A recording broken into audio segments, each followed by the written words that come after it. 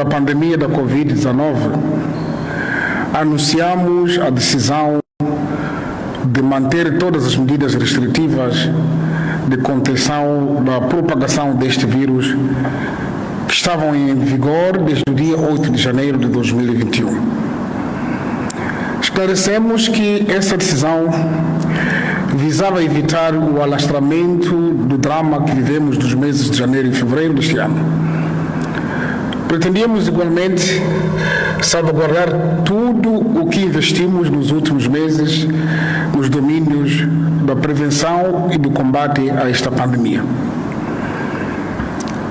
Transcorridos 21 dias desde a nossa última comunicação à nação, a pandemia da Covid-19 continua a demonstrar impacto negativo na saúde, na economia e na sociedade. Alguns países da Europa, da América, da Ásia e de África registram atualmente uma terceira vaga da pandemia, em parte como resultado da rápida disseminação de variantes mais transmissíveis do vírus. Muitos países têm reportado a ocorrência simultânea de várias variantes mais transmissíveis do novo coronavírus.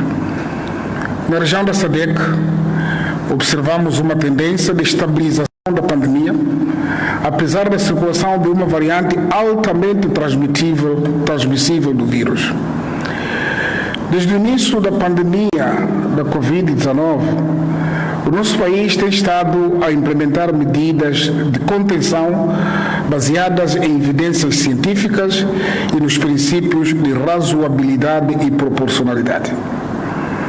Como resultado, continuamos a observar a redução progressiva da transmissão da Covid-19, assim como do número de internamentos e óbitos por esta doença. Na minha última comunicação à nação, fiz referência aos pressupostos que ditaram a manutenção das medidas de contenção por mais 21 dias.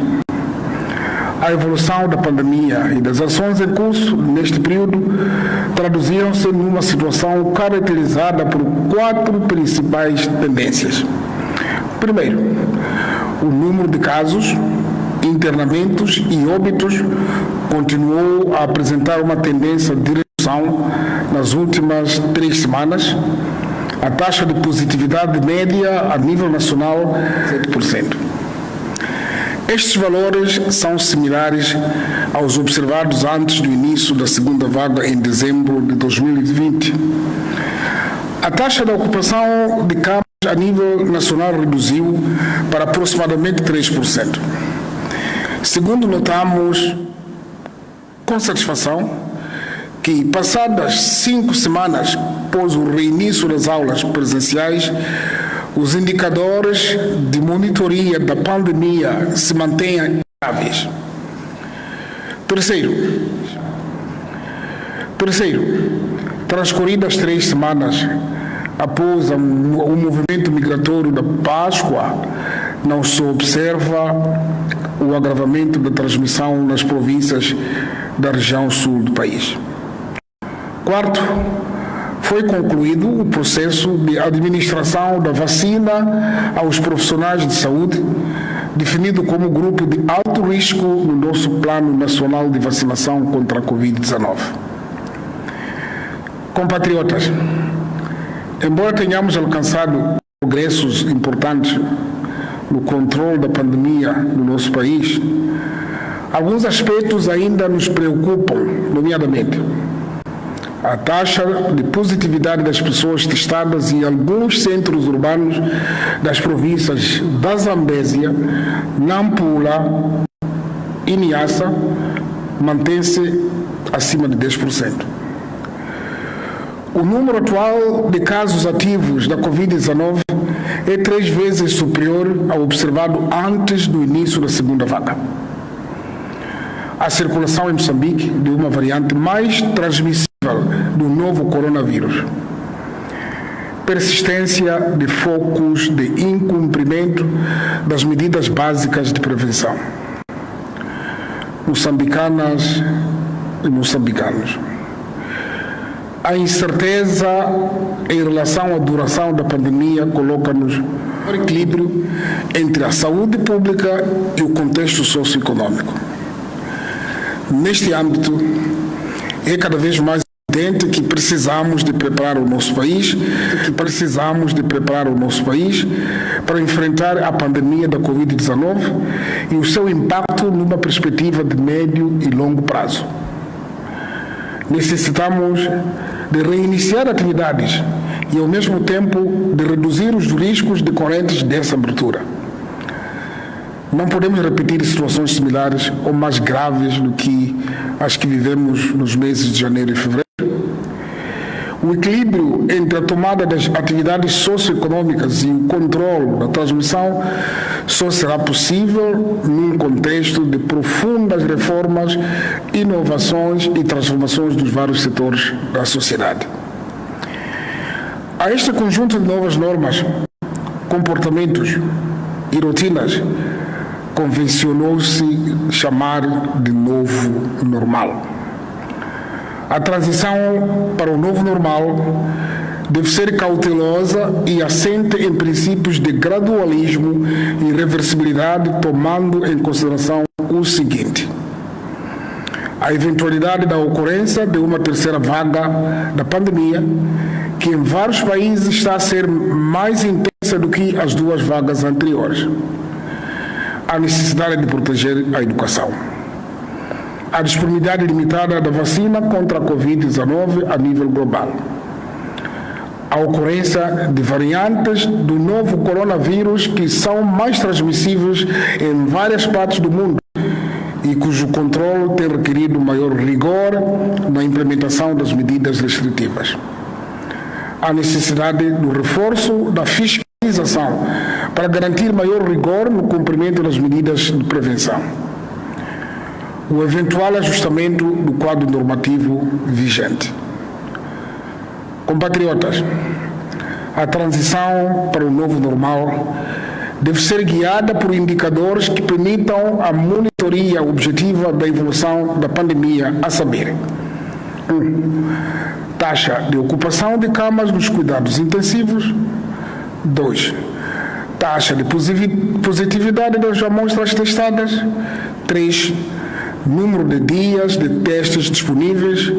E 4. Número de dias de equipamento de proteção individual disponíveis. 5. Incidência cumulativa de casos nas últimas 2 semanas.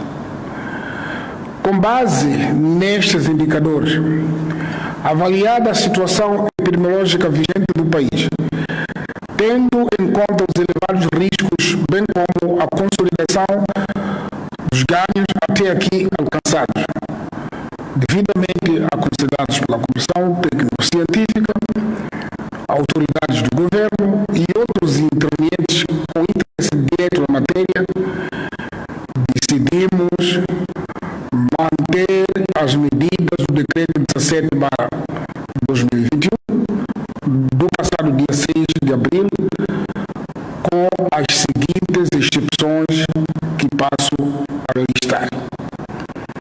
1. Abertura de casinos, museus, teatros, cinemas, auditórios, galerias, centros culturais e similares, não devendo estes exceder 40% da capacidade máxima do local, em observância do protocolo emitido pelas autoridades sanitárias. 2. A abertura de ginásios das classes A e B, não devendo estes exceder 30%, 15% da capacidade máxima, respectivamente, em observância do protocolo emitido pelas autoridades sanitárias. 3. Abertura das piscinas dos estabelecimentos hoteleiros para o uso exclusivo pelos hóspedes destes, não devendo exceder 30% da sua capacidade máxima. 4. Alargamento do horário de funcionamento dos centros comerciais aos domingos, feriados e dias de tolerância de ponto, que passam a funcionar das 9 horas às 18 horas. Importa referir que, de segunda-feira a sábado, o horário de funcionamento dos centros comerciais é das 9 horas às 19 horas. 5. Alargamento do horário de funcionamento das padarias, pastelarias e lojas de conveniência que passam a funcionar das 5 horas às 20 horas. 6.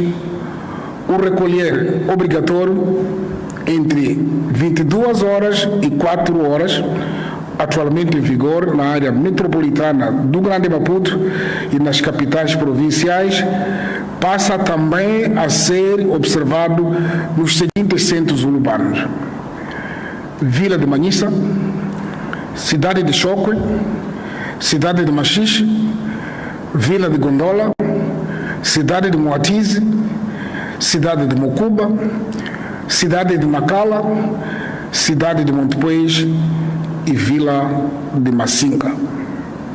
7. Retomada dos cultos, conferências e reuniões e celebrações religiosas com um número de participantes que não deve exceder 30% da capacidade máxima de cada local e também não excedendo 50 pessoas em locais fechados e 100 pessoas em locais abertos, devendo respeitar o protocolo emitido pelas autoridades sanitárias. Aqui estamos a limitar 50 pessoas, precisamente porque pode haver espaços que dá para, se for 30%, podem ser milhares de pessoas. Então é preciso acautelar isto. 8. Nos eventos do Estado, o número de participantes não deve exceder a 100 pessoas, excepto em casos de natureza imperiosa, desde que devidamente justificados.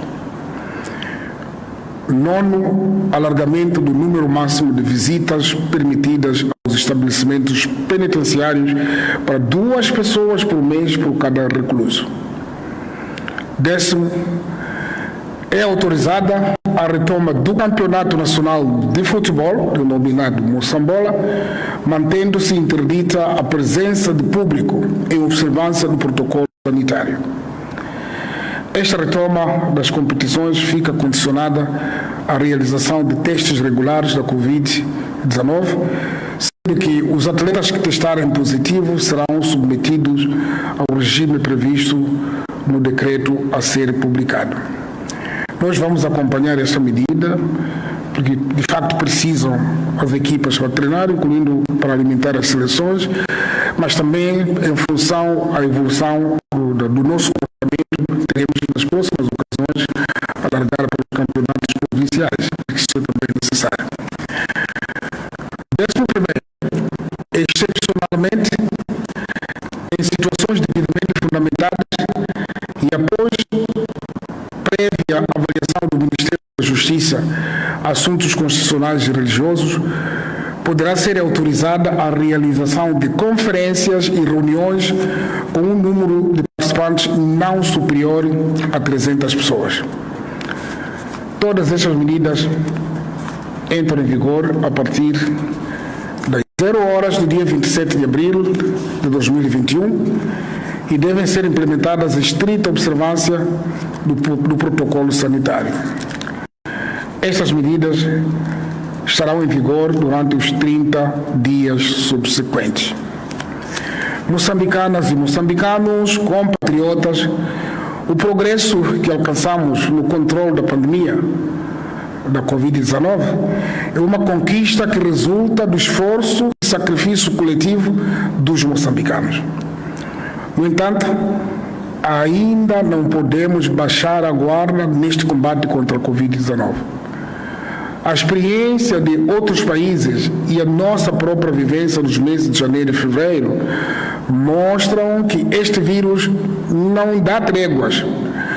Precisamos de coletivamente e a todo custo evitar o início de uma terceira vaga da pandemia no nosso país, cuja intensidade pode ser mais violenta do que as vagas anteriores. Não podemos e não devemos relaxar, porque temos uma experiência negativa do que acontece quando deixamos de cumprir as medidas de prevenção e combate à Covid-19. A experiência acumulada a nível nacional e global demonstra que o desconfinamento e o novo normal são frequentemente entendidos como fim de pandemia. Não é fim de pandemia. E do cumprimento das medidas de prevenção também não. Dessa percepção errada resulta um relaxamento generalizado da observância das medidas não farmacológicas, com consequente agravamento de transmissão do vírus. Dois fatores principais para o sucesso da nossa abordagem serão a ação consciente do cidadão e a intervenção de fiscalização das autoridades competentes. Como já dissemos, persistem atitudes de desleixo grave que não podem ser toleradas se quisermos respeitar a vida de todos nós. Queremos apelar à consciência coletiva dos moçambicanos no cumprimento escrupuloso das medidas de prevenção.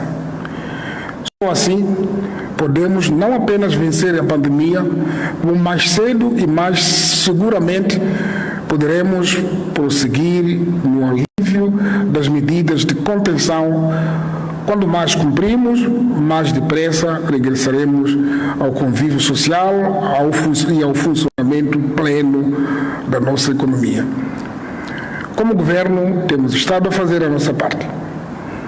Queremos apelar a todos os segmentos da nossa sociedade, desde os líderes das confissões religiosas, partidos políticos, desportistas, ordens profissionais, artistas, agentes econômicos, estudantes, professores, operários, camponeses, vendedores e todos os cidadãos do nosso país a continuarem a observar as medidas de prevenção e combate à Covid-19. Muito obrigado pela atenção que me foi prestada. Muito obrigado, Excelência, Senhor Presidente. Minhas